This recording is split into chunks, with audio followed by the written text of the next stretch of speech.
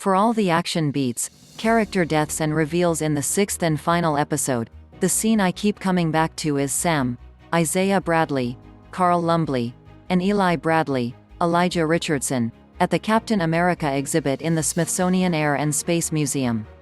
Sam introduces them to a new part of the exhibit, a statue of Isaiah Bradley and a display telling his story, and the dozen African American soldiers who were recruited against their will and without their consent, who were experimented on in the attempt to recreate the super soldier serum. Isaiah is visibly moved by this gesture and hugs Sam.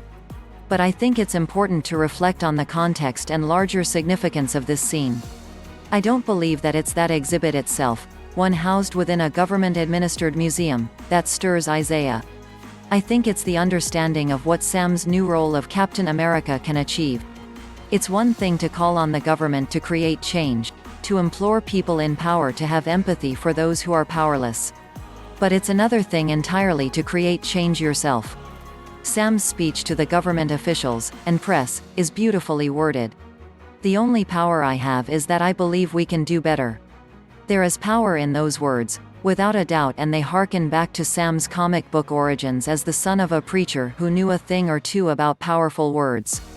But they are still just words nevertheless. Last week, I brought up the issue of the illusion of change, of the impermanence of drastic shifts in the status quo, and the inability to creating lasting change without first reckoning with the past. The Isaiah Bradley exhibit is the first actionable step Sam takes in forcing America to face its past and the truth of what happened to a dozen soldiers. It is the first step in doing better. And again, a step is different from a solution. Sam as Captain America can never be a complete solution, just as the series could never address the entirety of America's many and varied systemic abuses. But both Sam and the series move the needle significantly in the right direction. The language used in the Isaiah Bradley display, against their will, and, without their consent, is a noteworthy acknowledgment, particularly in light of the fact that just earlier this week Americans heard the Speaker of the House refer to George Floyd's murder as a sacrifice.